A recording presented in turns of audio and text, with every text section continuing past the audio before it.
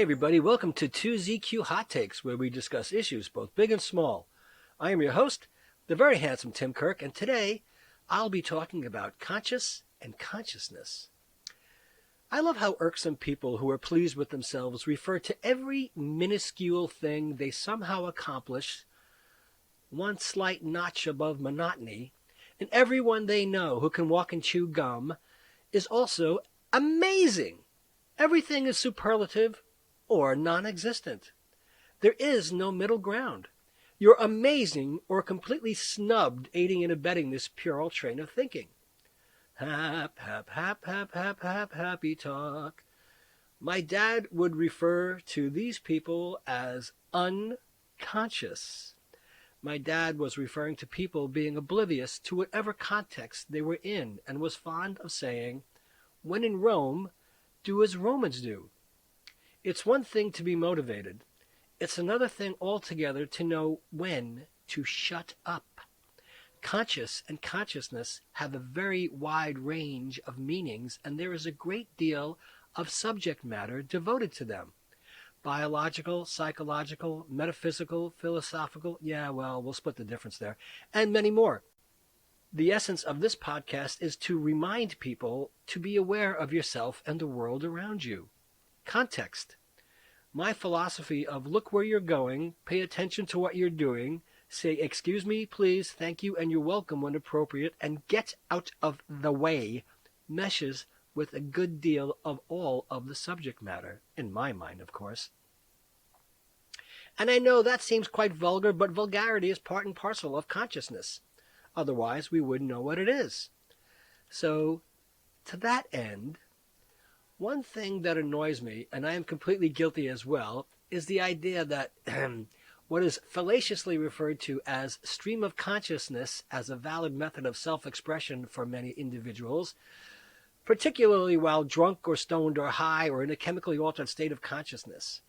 I call it CLEP because you can witness this nonsensical gibberish in New York City all day, every day. Also, believe me, nobody is that interesting, especially when not particularly sober. People exhibit some sort of bravado which infers confidence in thought and speech, but the execution is much less impressive in most cases. That's why we have digests of work. Go home and think about it. Write it down and look at what flowed from your mind. You are nowhere as interesting as you think you are. Nobody is. Just mull, condense it into a less difficult to follow example, story, or whatever inward retreat you have taken, and do some editing before you impose it on the rest of the world. Really, be quiet. You sound like an idiot. And all of those lone stoners and drunks who just babble no matter, at one time had an audience that became bored and apathetic to their thought processes long, long ago. Do yourself a favor. Count to 10. Think. Don't try to be funny. You're not. The pros aren't funny all the time. They live mundane lives too. They constantly repeat themselves. But they observe. So for you, me, and almost everybody else, shh, please, you don't have it. If you did, we would all know about it. Trust me on this one. But corner boys never stop babbling. Or go to an open mic and see what the world of desperation is like. Talk about being unconscious. It is sad, but they don't give up, and I have to assume people in their lives gave up on them long ago, or they just don't get enough attention and affection to satisfy the cravings they desire so strongly, or even have anything else of any worthwhile meaning or significance to do to fill the empty void in their existence. Even the many aging comic hacks and never-wases alive from the 80s somehow believe that they are still on the verge of making it. I seen them! Makes my stomach turn. That's pathetic, atrocious, and basically repellent. But there's no accounting for taste. Just awful. Just contemplate that great thinkers could not and cannot speak and think simultaneously for any prolonged period of time, save for a precocious few, and I mean few. Not like one in every classroom. Extemporaneous debaters are not all over the palace. Sooner or later, If any debate becomes heated, it quite often descends into ad hominem attacks on each other's character and strays from the subject matter due to clashes of ego and aggrieved senses of pride. Spitballing or impromptu thinking is not only difficult, but even if you do become adept at it, it's extremely difficult to think so quickly on your feet for more than short bursts that your brain suffers fatigue. And you can't continue without a much-needed break. It's exhausting. Improvisational performers rehearse. Stand-up comics refine. Public speakers have notes. They really do. And, as Will Rogers said, if you're talking, you ain't learning. And that's part of being aware and conscious. Context. Personally, I think a lot of this is biophysical and neurological. Dopamine versus serotonin. A particular slant could say cheap thrills versus well-being and peace of mind, or short-term motivation versus long-term gratification. Rowdy fans cheering on a successful athlete versus the successful, disciplined, motivated athlete devoted to constant improvement and not chugging beer to see how many you can drink before losing control of your senses. Stuff like that is part of it all, and I am sure a good deal of philosophers have had their share of intoxicating substances as well. From simply psychology, serotonin versus dopamine. They are both neurotransmitters. Serotonin is an inhibitory neurotransmitter, while dopamine is an excitatory neurotransmitter. Serotonin regulates mood. Dopamine regulates motivation. Serotonin is associated with feelings of happiness, focus, and calm. Dopamine is associated with feelings of rewards, motivation, and being productive. Serotonin contributes to sleep and digestion. Dopamine is important for normal movement and balance. Serotonin deficiency is linked with sensitivity to pain, aggressiveness, anxiety, and depression. Dopamine deficiency is linked with sensitivity to memory loss, low sex drive, poor digestion, and poor cognition.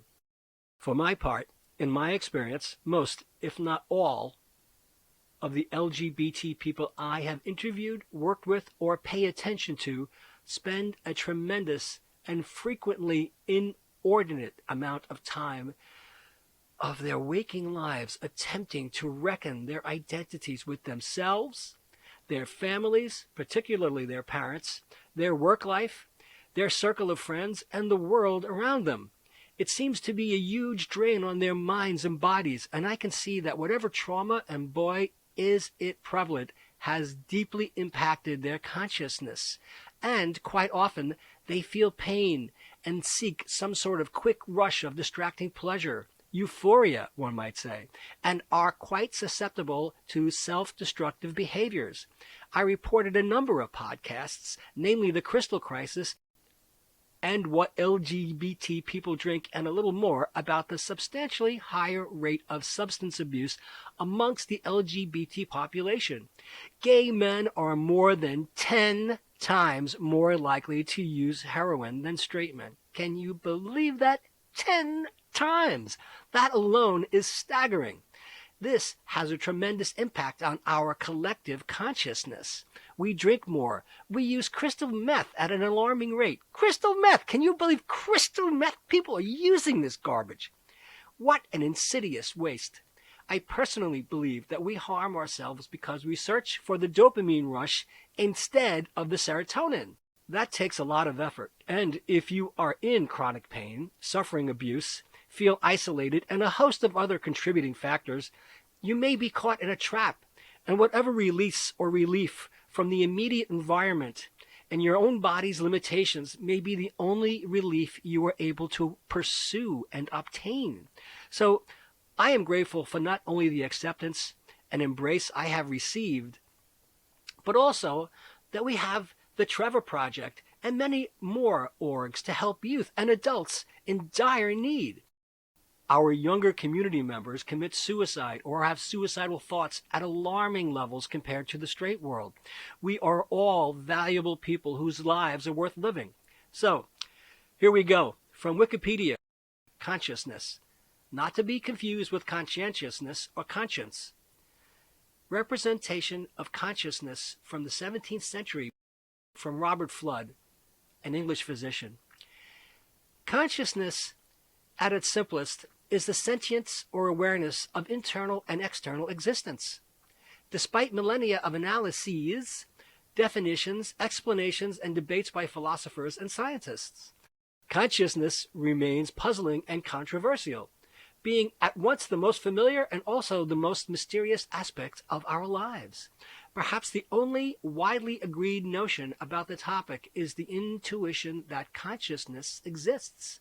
Opinions differ about what exactly needs to be studied and explained as consciousness. Sometimes it is synonymous with the mind, and at other times an aspect of the mind. In the past, it was one's inner life, the world of introspection, of private thought, imagination, and volition.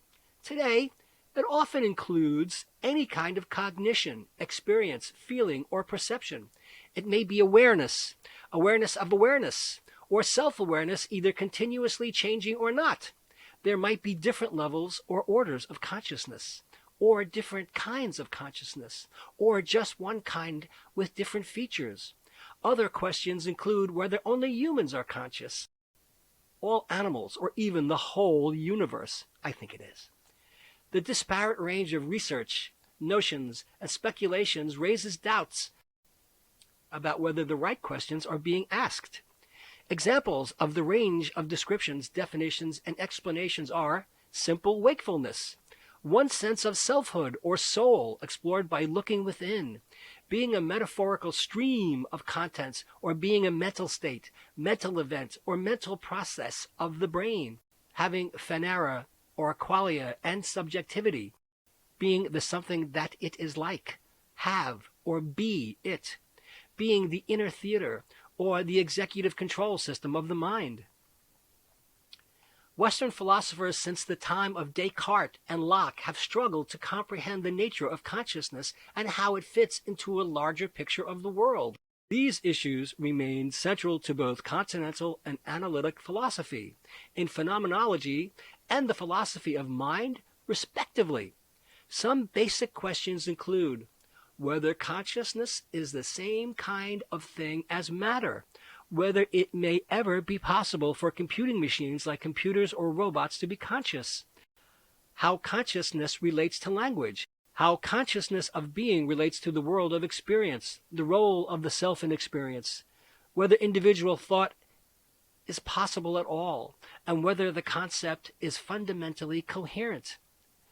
Recently, consciousness has also become a significant topic of interdisciplinary research in cognitive science, involving fields such as psychology, linguistics and anthropology, neuropsychology, and neuroscience. The primary focus is on understanding what it means biologically and psychologically for information to be present in consciousness, that is, on determining the neural and psychological correlates of consciousness. The majority of experiential studies assess consciousness in humans by asking subjects for a verbal report of their experiences. That is, tell me if you notice anything when I do this. Issues of interest include phenomena such as subliminal perception, blind sight, denial of impairment, and altered states of consciousness produced by alcohol and other drugs or spiritual or meditative techniques. In medicine, consciousness is assessed by observing a patient's arousal and responsiveness and can be seen as a continuum of states ranging from full alertness and comprehension through disorientation, delirium, loss of meaningful communication, and finally loss of movement in response to painful stimuli. In the late 20th century, philosophers have disagreed as to whether Aristotle ever had a concept of consciousness. Aristotle does not use any single word or terminology to name the phenomena. It is used only much later, especially by John Locke. Caston, another philosopher, contends that for Aristotle, perceptual awareness was somewhat the same as what modern philosophers call consciousness. The origin of the modern concept of consciousness is often attributed to John Locke's essay concerning human understanding. Published in 1690, Locke defined consciousness as the perception of what passes in a man's own mind. His essay influenced the 18th century view of consciousness, and his definition appeared in Samuel Johnson's celebrated dictionary. Consciousness is also defined in the 1753 volume of Diderot and D'Alembert's Encyclopedia. the opinion or internal feeling that we ourselves have from what we do. Well, the dictionary definitions of the word consciousness extend through several centuries and reflect a range of seemingly related meanings, with some differences that have been controversial, such as the distinction between inward awareness and perception of the physical world, or the distinction between conscious and unconscious, or the notion of a mental entity or mental activity that is not physical. The common usage definitions of consciousness in Webster's Third New International Dictionary from 1966 are as follows: awareness or perception of an inward psychological or spiritual fact, intuitively perceived knowledge of something in one's inner self, inward awareness of an external object, state, or fact, concerned awareness, interest, concern, often used with attributive noun, that is, class consciousness. The state or activity that is characterized by sensation, emotion, volition, or thought, mind in the broadest possible sense, something in nature that is distinguished from the physical, the totality in psychology of sensations, perceptions, ideas, attitudes, and feelings of which an individual or a group is aware at any given time or within a particular time span. Compare stream of consciousness. Wow. Waking life, as that to which one returns after sleep, trance, fever, wherein all one's mental powers have returned. The part of mental life or psychic content in psychoanalysis that is immediately available to the ego. Compare preconscious and unconscious. Many philosophers and scientists have been unhappy about the futility of producing a definition that does not involve circularity or fuzziness. Oh, the fuzziness. In the Macmillan Dictionary of Psychology, Stuart Sutherland expressed a skeptical attitude more than a definition. Consciousness, the having of perceptions, thoughts, and feelings, awareness. The term is impossible to define except in terms that are unintelligible without a grasp of what consciousness means. Fathom the concept, I say! Many philosophers have argued that consciousness is a unitary concept that is understood intuitively by the majority of people in spite of the difficulty in defining it. Philosophers differ from non-philosophers in their intuitions about what consciousness is. While most people have a strong intuition for the existence of what they refer to as consciousness, skeptics argue that the intuition is false, either because the concept of consciousness is intrinsically incoherent or because our intuitions about it are based on illusions. Ooh. William Lycan argued in his book Consciousness and Experience that at least 8 clearly distinct types of consciousness can be identified: organism consciousness, control consciousness, consciousness of, state event consciousness, reportability, introspective consciousness, subjective consciousness, self-consciousness, and that even this list omits several more obscure forms. Mental processes such as consciousness and physical processes such as brain events seem to be correlated. However, the specific nature of the connection is unknown. The first influential philosopher to discuss the question specifically was Descartes, and the answer he gave is known as Cartesian Dualism. Descartes proposed that consciousness resides within an immaterial domain he called res cogitans, the realm of thought, in contrast to the domain of material things, which he called res extensa, the realm of extension. He suggested that the interaction between these two domains occurs inside the brain, perhaps in a small midline structure called the pineal gland. Although it is widely accepted that Descartes explained the problem cogently, few later philosophers have been happy with his solution, and his ideas about the pineal gland have been especially ridiculed. However, no alternative solution has gained general acceptance. Proposed solutions can be divided broadly into 2 categories: dualist solutions that maintain Descartes' rigid distinction between the realm of consciousness and the realm of matter, but give different answers for how the 2 realms relate to each other, and the monist solutions that maintain that there is really only one realm of being, of which consciousness and matter are both aspects. Each of these categories itself contains numerous variants. The two main types of dualism are a substance dualism, which holds that the mind is formed of a distinct type of substance not governed by the laws of physics, and property dualism, which holds that the laws of physics are universally valid but cannot be used to explain the mind. The three main types of monism are physicalism, which holds that the mind consists of matter organized in a particular way, idealism, which holds that only thought or experience truly exists and matter is merely an illusion, and neutral monism, which holds that both mind and matter are aspects of a distinct essence that is itself identical to neither of them. There are also, however, a large number of idiosyncratic theories that cannot cleanly be assigned to any of these schools of thought. The most commonly given answer is that we attribute consciousness to other people because we see that they resemble us in appearance and behavior. We reason that if they look like us and act like us, they must be like us in other ways, including having experiences of the sort that we do. There are, however, a variety of problems with that explanation. For one thing, it seems to violate the principle of parsimony by postulating an invisible entity that is not necessary to explain what we observe. Some philosophers, such as Daniel Dennett, in an essay titled The Unimagined Preposterousness of Zombies, argue that people who give this explanation do not really understand what they are saying. That seems pertinent in today's cultural climate.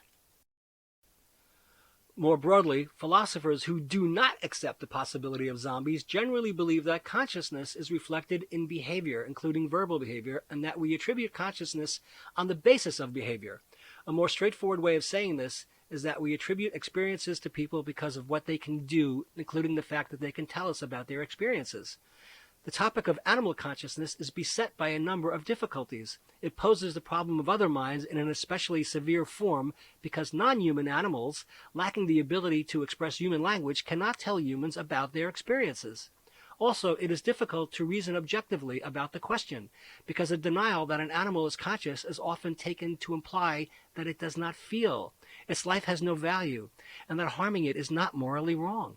Descartes, for example, has sometimes been blamed for mistreatment of animals due to the fact that he believed only humans have a non-physical mind. Most people have a strong intuition that some animals, such as cats and dogs, yes, are conscious, while others, such as insects, are not. But the sources of this intuition are not obvious and are often based on personal interactions with pets and other animals they have observed, because we love them. Thomas Nagel argues that while a human might be able to imagine what it is like to be a bat by taking the bat's point of view, it would still be impossible to know what it is like for a bat to be a bat. The idea of an artifact made conscious is an ancient theme of mythology, appearing, for example, in the Greek myth of Pygmalion, who carved a statue that was magically brought to life, and in medieval Jewish stories of the golem, a magically animated homunculus built of clay.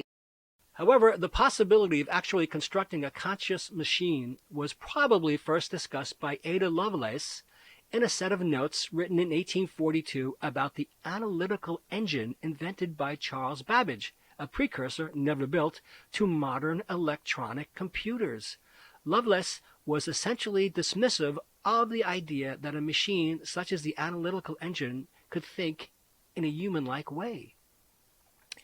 She wrote, "It is desirable to guard against the possibility of exaggerated ideas that might arise as to the powers of the analytical engine. The analytical engine has no pretensions whatever to originate anything.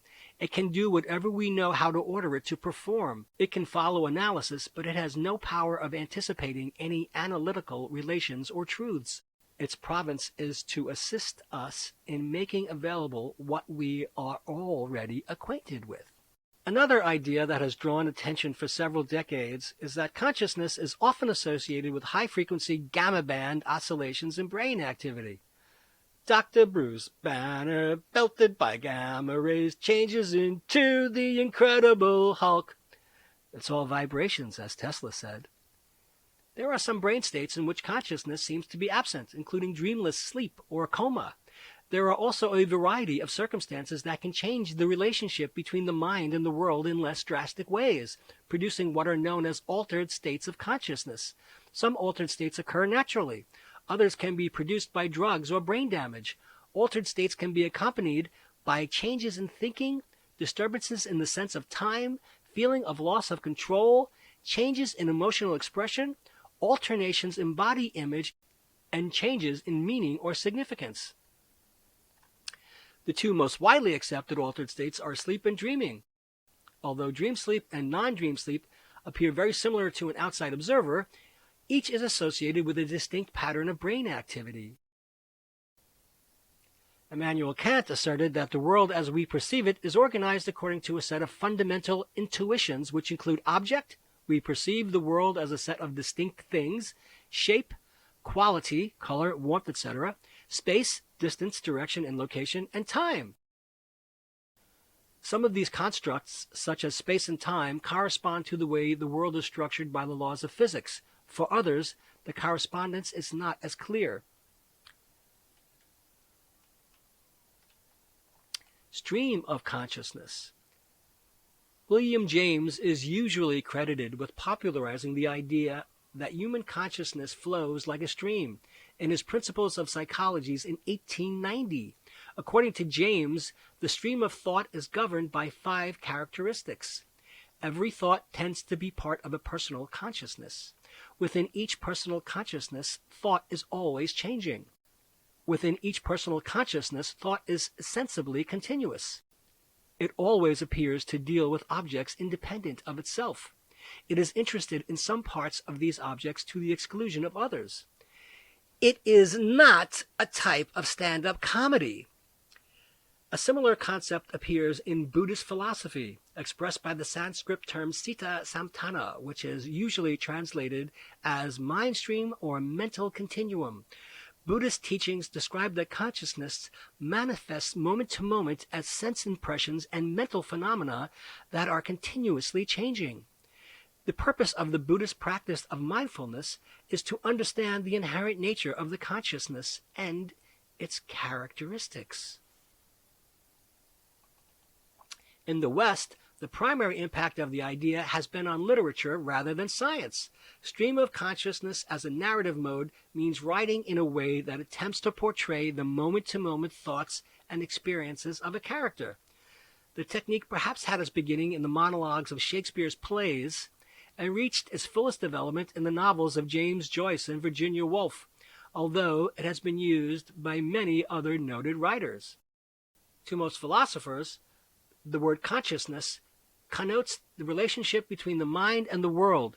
To writers on spiritual or religious topics, it frequently connotes the relationship between mind and God, or the relationship between the mind and deeper truths that are thought to be more fundamental than the physical world. The mystical psychiatrist Richard Maurice Bucke, author of the 1901 book Cosmic Consciousness, A Study in the Evolution of the Human Mind, distinguished between 3 types of consciousness: simple consciousness, awareness of the body, possessed by many animals; self-consciousness, awareness of being aware, possessed only by humans; and cosmic consciousness, awareness of the life and order of the universe, possessed only by humans who are enlightened. Many more examples could be given, such as the various levels of spiritual consciousness presented by Prem Saran Satsangi and Stuart Hameroff. Another thorough account of the spiritual approach is Ken Wilber's 1977 book, The Spectrum of Consciousness, a comparison of Western and Eastern ways of thinking about the mind. Wilber described consciousness as a spectrum with ordinary awareness at one end and more profound types of awareness at higher levels. Well, hey! Hoi! Phew! Put that in your pipe and smoke it. Thanks for listening. See you next time. And as the kiddies say, peace out.